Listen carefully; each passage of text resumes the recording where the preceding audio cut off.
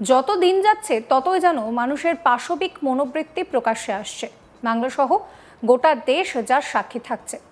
কসবার law college হোক বা আরজি কর, সেখানে এই ধরনের নোংরামি ঘটেই চলেছে। এত কিছুর পরেও থামছে না এই নোংরামি। এমন সমস্ত ঘটনা ঘটছে যাতে মাথাটা হেঁট হয়ে যেতেই হয়। এবার এক গৃহ শিক্ষিকার সঙ্গে চরম নোংরামির অভিযোগ উঠল পড়ুয়ার বাবার বিরুদ্ধে। এই বিষয়ে মুখ খুললে তাকে জানে শেষ করে দেওয়ার হুমকি পর্যন্ত দেওয়া হয়। এই ঘটনার সামনে আসতেই ফের একবার রাজ্যের নারী সুরক্ষা এবং নিরাপত্তার বিষয় নিয়ে প্রশ্ন উঠে গেল। ঘটনাটি ঘটেছে হাওড়া লিলুয়া থানা এলাকায়।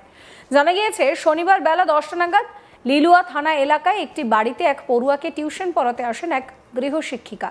সেই সময় নাকি পড়ুয়া এবং তার মা বাড়িতে ছিল না, আর সেই সুযোগে ঘরের দরজা বন্ধ করে পড়ুয়ার বাবা ওই গৃহশিক্ষিকার সম্মানহানি করে বলেই অভিযোগ। এমনকি এই কথা কাউকে জানালে তাকে জানে শেষ করে দেওয়ারও হুমকি দেওয়া হয়েছে বলে অভিযোগ সামনে আসছে। ঠিক এই বিষয়ে গৃহশিক্ষিকা কি অভিযোগ করছেন তার মুখেই শুনুন। আমি আজকে সকালবেলা নার্সারি স্টুডেন্টকে পড়াতে গেছিলাম, দেখি যে ওর মার বউ নেই। তো আমি দাদাকে জিজ্ঞাসা করেছিলাম যে কখন আসবে, তো বলছে এক্ষুনি চলে আসবে, আপনি একটুখানি বসুন। তো আমি বসেছিলাম। তারপরে কিছুক্ষণ পর আমি আবার জিজ্ঞাসা করছিলাম যে কখন আসবে, তখন বললো যে এই চলে আসবে। বলে আমি কিছুক্ষণ বসলাম, তখন তারপর দিয়ে বাজে নজরভাবে আমার দিকে তাকাচ্ছিল। তো আমি বেরোতে চাইছিলাম, বেরোতে দিচ্ছিল না, দরজা বন্ধ করে রেখে দিয়েছিল। তারপরে তারপরে আমার হাত ধরার চেষ্টা করছিল, হাত ধরেছিল, জবরদস্তি হাত ধরেছিল।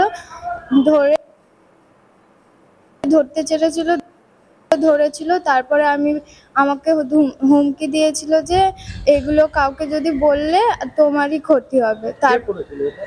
এটা রাহুল ঠাকুর করেছিল। হ্যাঁ। তাদের বাড়ি হচ্ছে গোলবাড়ি।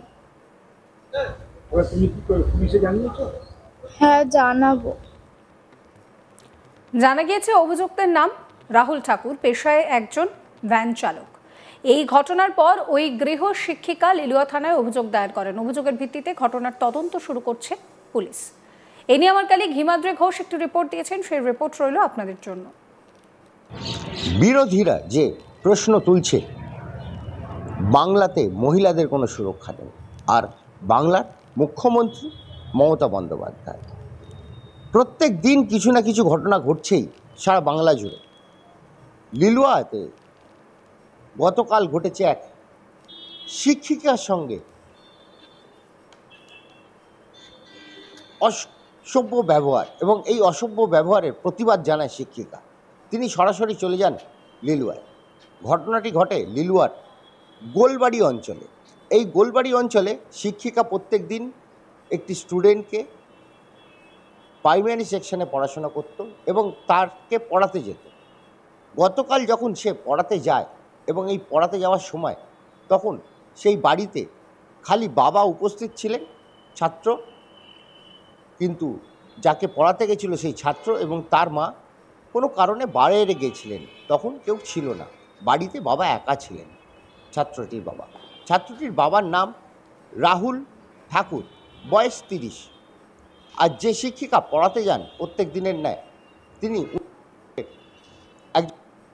এবং সে তার নিজের হাত খরচা এবং অন্যান্য খরচা চালাবার জন্য এই শিক্ষিকার কাজ করেই তার দিন চলে এবং এইভাবেই সে রোজগার করে এবং বাড়ির লোকেদের সাহায্য করে, যতটা পারে সাহায্য করে তার মাকে।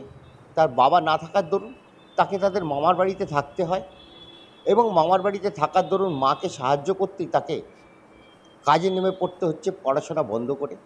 এই মতো অবস্থায় সেই শিক্ষিকা যখন গতকাল সকাল 10টা নাগাদ বাড়িতে যায় ছাত্রটি এবং সেখানে দেখে যে তার মা এবং ছাত্রটি নেই, বাবা বলে বাইরে বেরিয়েছে, এখনই এসে আপনি এসে বসুন বলে সেই সময় তাকে ঘরে বসানো হয় এবং বসানোর পর বাইরে দরজাটা বন্ধ করে দেওয়া হয় এবং বন্ধ করে দিয়ে সেই রাহুল ঠাকুর এই শিক্ষিকার সঙ্গে অসভ্য ব্যবহার শুরু করে এবং অসভ্য ব্যবহার শুরু করার ফলে শিক্ষিকা বুঝতে পারে যে তার সঙ্গে কোনো দুর্ঘটনা ঘটতে চলেছে, তখন সে চেল্লামিল্লি করে এবং জোরে ধাক্কা দিয়ে কোনো ক্রমে সে বাড়ি থেকে বেরিয়ে আসে এবং বাইরে এসেও চেল্লামিল্লি শুরু করে।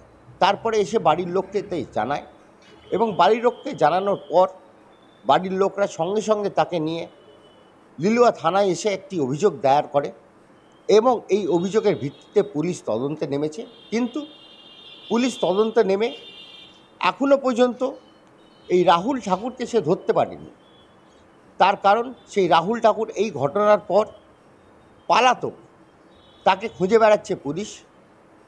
পুলিশ সূত্রে জানা যাচ্ছে এই রাহুল ঠাকুরের এগেনস্টে আগে কোনো ক্রিমিনাল রেকর্ড নেই এবং এই জন্যেই তার কাছে ওদের অন্যান্য ডকুমেন্টস বা ডিটেলস নেই। নতুন করে এই ঘটনা ঘটেছে। মানুষের মনের বিকৃতি যে কোন জায়গায় পৌঁছেছে, একজন মহিলাকে একা পেয়ে সবসময় যে এইভাবেই দেখতে হবে, এই প্রশ্নটাই কিন্তু উঠে আসছে বারবার।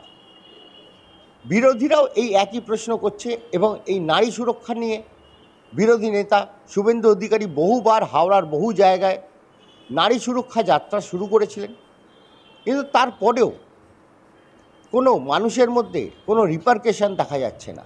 সেই জায়গায় দাঁড়িয়ে এই রকম ঘটনা কিন্তু সত্যি খুব দুঃখজনক এবং এই দুঃখজনক ঘটনার জন্য মানুষ কাকে দায়ী করবে?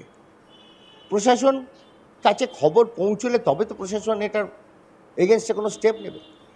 আমাদের সরকারের কাছে মহিলাদের একান্ত অনুরোধ, তারা জানাচ্ছেন যে এমন কোনো শাস্তি ব্যবস্থা করা হোক যাতে করে দেখে এই ধরনের ঘটনা ঘটাতে মানুষ যেন ভয় পায়। এই আশা রেখে মহিলারা এই কথাই বলছেন। বিভিন্ন ঘটনা বিভিন্ন সময়ে সামনে আসে যেখানে মেয়েদের নিরাপত্তা নিয়ে প্রশ্ন ওঠে। এবার এক গৃহ শিক্ষিকার সঙ্গে নোংরামির অভিযোগ উঠল পড়ুয়ার বাবার বিরুদ্ধে। এই বিষয়ে মুখ খুললে তাকে জানিয়ে শেষ করে দেওয়ার হুমকি পর্যন্ত দেওয়া হয়েছে।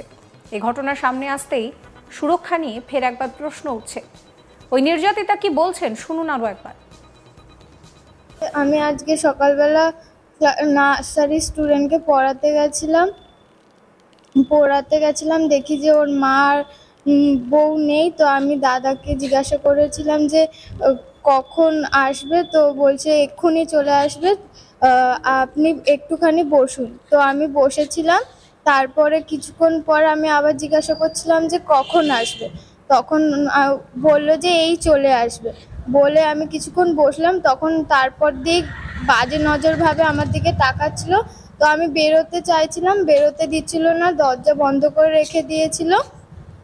তারপরে আমার হাত ধরার চেষ্টা করছিল, হাত ধরেছিল, জবরদস্তি হাত ধরেছিল। ধরে সমস্ত খবরের আপডেটের জন্য আপনাদের নজর থাকুক আজ তাক বাংলায়। চ্যানেলটিকে সাবস্ক্রাইব করবেন, নোটিফিকেশন পেতে বেল আইকনে ক্লিক করবেন, ফলো করতে ভুলবেন না আজ তাক বাংলার হোয়াটসঅ্যাপ চ্যানেলও।